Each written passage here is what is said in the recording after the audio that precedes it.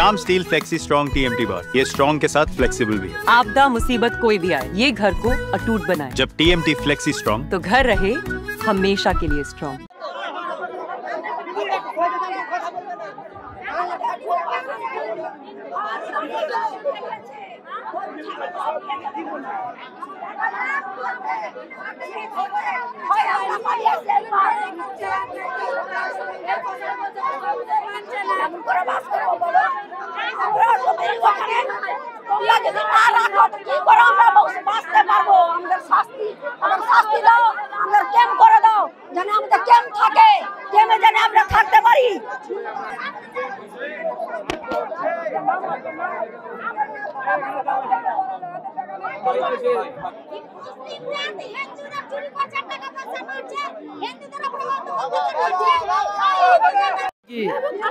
মেহবুব আলম ওই উল্টো করাচ্ছে নাকি?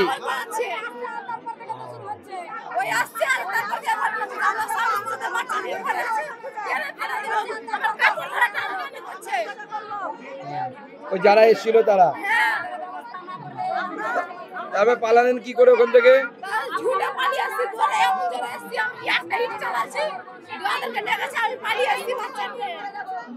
কাপড় ধরে টানাটানি করছিল।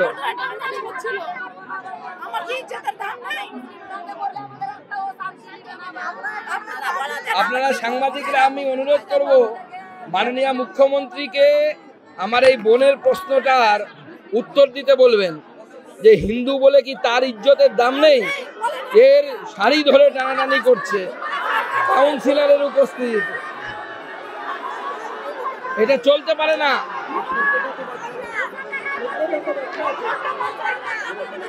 কাপড় ধরে টেনে ইজ্জত নেওয়ার চেষ্টা করেছে, কোন রকমে ইট মেরে পালিয়ে এসছে, নাহলে ধর্ষিতা হতে হতো এই মহিলা, পালিয়ে আসতে হয়েছে। নাও তুমি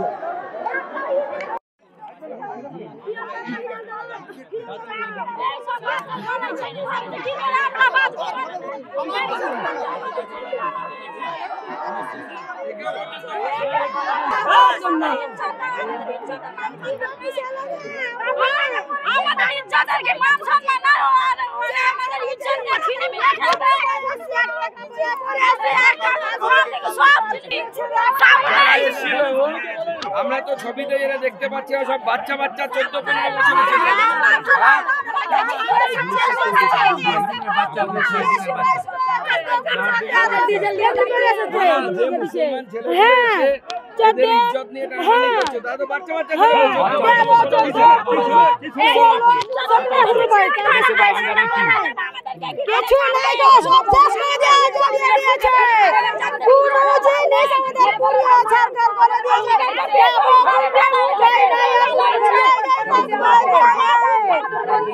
বাংলাদেশের বিভিন্ন জমি আমরা জেলায় জেলায় এর বিরুদ্ধে রাস্তায় নামবো, জেলায় জেলায় রাস্তায় নামবো, আমরা কোর্টে যাব, মানে একদিকে গণতান্ত্রিক পদ্ধতিতে লড়বো, আর একদিকে আমরা কোর্টে গিয়ে আইনি পথে লড়বো। আমি আজকেই রাত্রিবেলা এখান থেকে ফিরে গিয়ে সন্ধ্যেবেলা আমি মোথাবাড়ি থেকে ফিরে আসার পর মাননীয় গৃহমন্ত্রী অমিত শাহজিকে পুরো আমি যা দেখলাম পুরো বিষয়টা বলবো, এবং আমি বিরোধী দলনেতার সাথে আজকে বিষয়টি নিয়ে আলোচনা করব।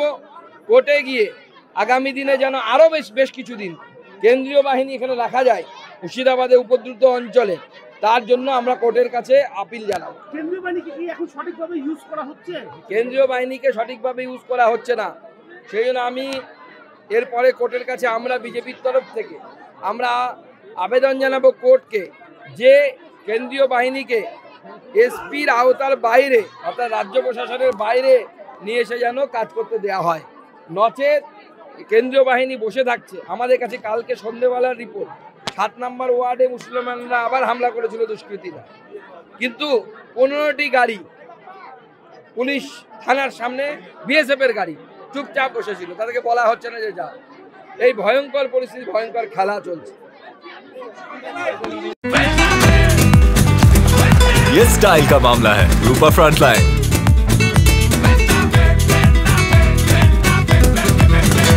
কোর্টকে বলবো রাজ্য সরকারকে নির্দেশ দিতে লাগবে, একে সরাও লাগবে, নির্দেশ দেওয়ার জন্য বাচ্চারা লাগবে। হাইকোর্টকে আমরা আর্জি জানাবো আমি অলরেডি আমার উকিলদেরকে বলে দিয়েছি, যাদের বাড়ি ঘর ভাঙা হতে হবে ক্ষতিপূরণ দিয়ে, সুরক্ষা দিয়ে তারপর বাড়ি পাঠাতে হবে এদের, নাহলে হাইনাদের মুখে ছেড়ে দেওয়া যাবে না। বারবার আমরা ওখানে শুনতে পাচ্ছি, ওখানে ধমকি দেওয়া হচ্ছে যে কতদিন সেন্ট্রাল ফোর্স থাকবে, সেন্ট্রাল ফোর্স চলে গেলে আমরা দেখে নেবো। আমার এই যে মানসিকতা, অর্থাৎ হিন্দুদেরকে থাকতে দেবো না, হিন্দুদেরকে রাখতে দেবো না, হিন্দু মেয়েদের ইজ্জত নিব, এই মানসিকতা পশ্চিমবঙ্গে বন্ধ করতে হবে। মুখ্যমন্ত্রীর দায়িত্বটা বন্ধ করা, অপদার্থ মুখ্যমন্ত্রী পাচ্ছেন না। আগামী দিনে আমরা কোর্টে যাব, কোর্টে গিয়ে বলবো এক্সটেনশন করার জন্য এই সুরক্ষা, এবং তার সাথে রাজ্য সরকারকে এর জন্য অ্যাকাউন্টেবল হতে হবে। এখানে ডিজিপি এসে ছবি তুলে বেড়াচ্ছে ক্যামেরা নিয়ে, শেয়ার গাড়ি নিয়ে এসে ছবি তুলে বেড়াচ্ছে। আরে সে তো গতিবিধির উপর নজর রাখুক, এই লোকগুলোর সেফটি কে দেবে, সুরক্ষা কে দেবে? কেন এরকম ঘটনা ঘটবে যে একজনের কাপড় ধরে টানা হবে ইজ্জত নেওয়ার জন্য? হিন্দু বলে কি তাকে ইজ্জত দিতে হবে? মাননীয় মুখ্যমন্ত্রী দেখতে পান না অপদার্থ মুখ্যমন্ত্রী, তার রিজাইন করা উচিত।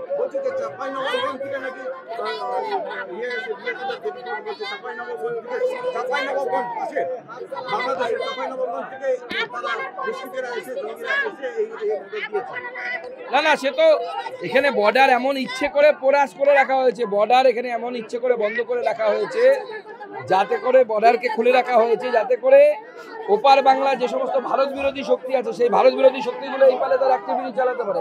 মমতা বন্দ্যোপাধ্যায় জমিদার না ফেন্সিং করার জন্য? এই ধরনের দেশ বিরোধী মুখ্যমন্ত্রী, ভারত বিরোধী মুখ্যমন্ত্রী কোন রাজ্যে হয়নি, পশ্চিমবঙ্গ তো ছেড়ে দিন, কোন রাজ্য হয়নি। একদম ভোটের স্বার্থে এরা জঙ্গিদেরকে পর্যন্ত নিজের বাড়ির জামাই করতে এরা ছাড়বে না। এদের মানসিকতা এমন হয়ে গেছে, শুধু ভোট, ক্ষমতা, পয়সা, কয়লা, বালি, ইট, সিমেন্ট, কত পয়সা লাগে একজন মানুষের বাঁচতে।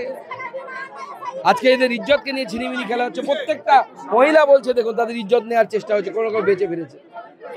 কজনের সাথে কি হয়েছে আমরা জানি না, কিন্তু এটা তো কোর্টে গেলে সেটা তো আইনি ব্যাপার, বিষয়, সময় লাগে সাপেক্ষ। তো তাহলে এরা কতদিন এভাবে থাকবে, কিভাবে থাকবে? দেখুন আমি প্রশাসনকে অনুরোধ করব, যেহেতু ল অ্যান্ড অর্ডার রাজ্যের, প্রশাসনকে অনুরোধ করব যতদিন না পর্যন্ত ওখানে এদের সুরক্ষা কনফার্ম হচ্ছে, যতক্ষণ না পর্যন্ত এদের সুরক্ষার গ্যারান্টি রাজ্য সরকার দিতে পারছে, ততক্ষণ পর্যন্ত এদেরকে জোর করে ওখানে পাঠাবেন না। আপনারা সুরক্ষা দিন, তারপরে নিজেদের বাড়িতে ফিরে যাবে, তারা কাজকর্ম করে ওখানে খাবে যাবে, কিন্তু সুরক্ষিত অবস্থায়। একদম প্রথম দিন থেকে বিধায়কের স্বামী, বিডিও এবং আইসি এরা মিলে প্রচেষ্টা চালাচ্ছে এই ক্যাম্পটা যেন উঠে যায়। কারণ রাজ্যের মান সম্মান বাঁচাতে হবে। দাদা কিসের মান সম্মান তোমার রাজ্যে?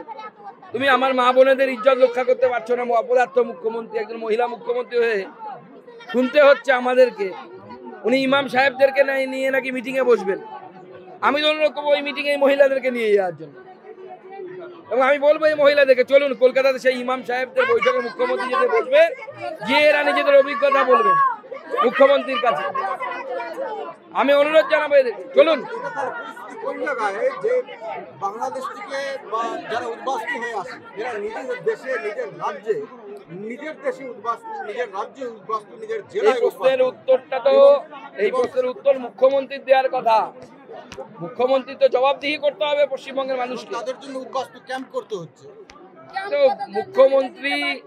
মুখ্যমন্ত্রী এমন জায়গায় রাজ্যটাকে পৌঁছে দিয়েছেন, বাংলাদেশে পরিণত করে দিয়েছেন। বাংলাদেশের সাথে এই রাজ্য এখন এই মুর্শিদাবাদ এবং মালদার বেশ কিছু অংশ। আমি বলছি, আমার কাছে রিপোর্ট আছে 18 তারিখ 17 তারিখ আরো ভয়ঙ্কর পরিস্থিতি এরা তৈরি করতে চলেছে। রাজ্য সরকারের আশকারায় এই ভয়ঙ্কর পরিস্থিতি তৈরি হতে যাচ্ছে।